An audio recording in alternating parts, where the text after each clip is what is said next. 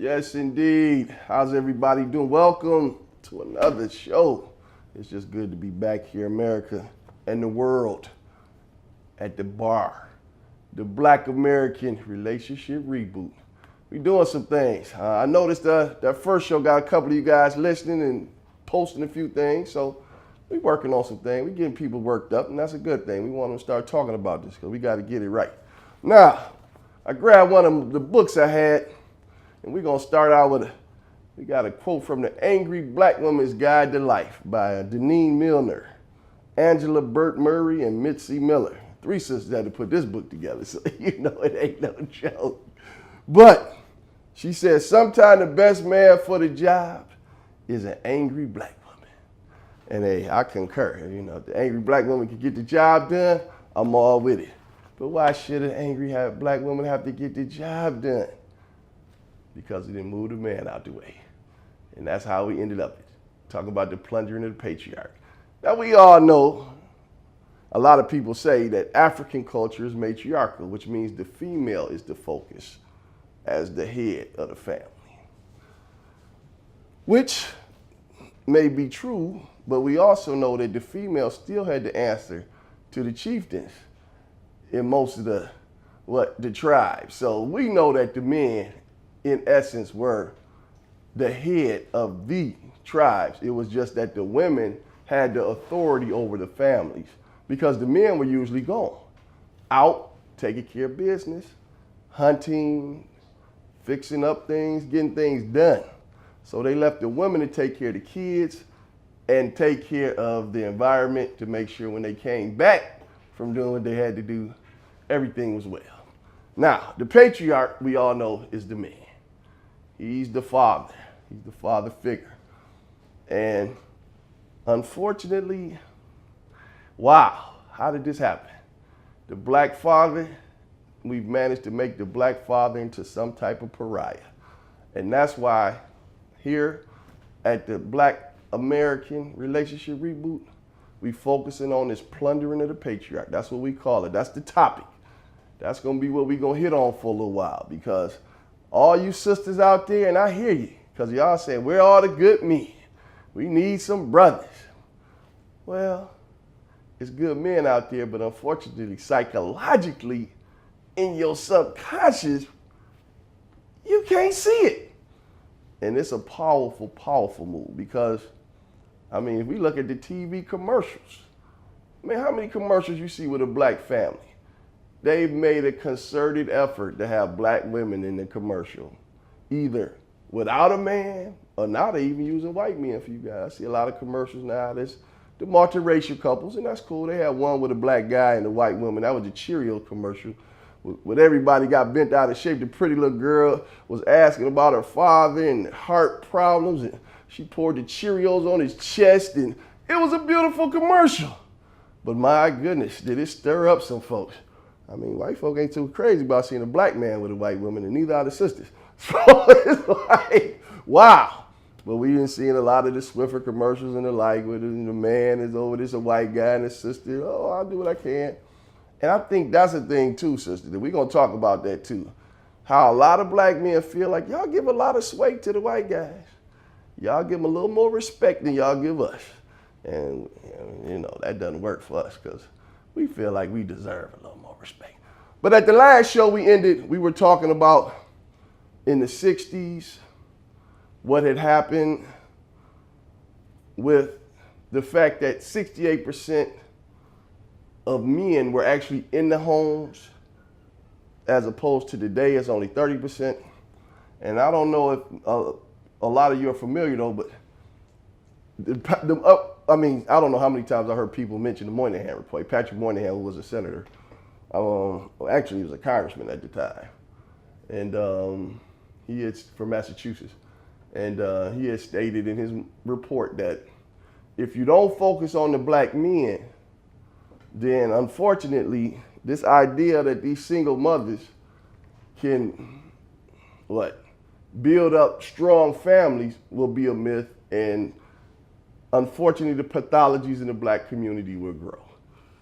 Well, unfortunately, he wasn't that far off, but once again, the civil rights movement and a lot of the black women were like, there's just way too much focus on men in this report, and where's the focus on us? And so they kind of just pretty much said, okay, fine, we're not even gonna talk about the men. Let's leave it like this and let's go forth. So it's weird and eerie because you can juxtapose it with what happened in this time. I don't know if a lot of you recall just a few months ago when the president came up with this Brothers Keeper program. And it's not even a federally funded program. It's going to be funded by various philanthropists and large companies who want to make donations to help black youth get it together, so to speak. Well, you had a lot of sisters say, well, wait a minute, we having problems as well. We need my sister's keeper. So now, once again, the sisters are like, look, y'all focusing on the men too much. What about us? But the men's pathologies, low employment, high dropout rates, of course, the homicide rate, even suicide. It's looking pretty bleak for the brothers. So the brothers saying, just give us a chance at least to get a little love and start, trying to repair some of the damage that's been done to us. So I'm saying to the sisters, just lay off a little bit and see what happened with my brother's keeper first before you go to talking about that ain't enough and, we want to be in the spotlight as well. But it all comes back to what? We've been marginalized as men. And a great book I like if you haven't read it yet, to check out is on Claude Anderson. He's from here, actually. He's from Detroit, Michigan. Heavy brother. Called Black Labor, White Wealth. Check it out. He says the main focus of racism was always the man, because the man represented the stability of the family. So he said, if they could what? If they could break down the man, then that would put fear in the woman. And then she would what? She would justify what her man was going through her fear. So she would not rebel and retaliate. And strangely enough, that's what ended up happening. So a lot of the times, what would they do with the man when he would have a child with somebody? They would send him to another plantation. That would break the family up. They constantly kept an eye on the couples.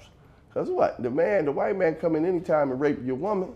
So you really had no control over the situation. So it almost was as if we were never the patriarchs of our households. So that's been a battle that we dealt with. But what did we do? The next 100 years out of slavery, we fought for our families.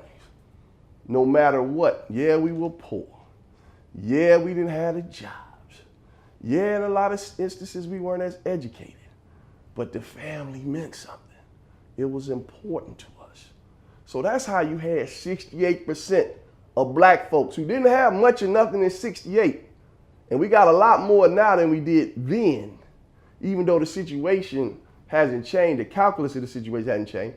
But we got a lot more now than we did then. But what it was important was we all understood we were in this together. And that's the strange thing about the fact that they didn't want to publicize these boys that I talked about on the last show. If you missed it, I had mentioned the fact that in 1963, when they bombed the 14th Street Baptist Church in Birmingham, Alabama, that same day, 2 young boys were pretty much murdered, one by the police and one by some civilians. One of them was 16, one of them was 13. They were still boys. But the civil rights movement, they didn't want to focus on that so much because they felt like it was going to take the focus off of the fact that the 4 little girls were killed.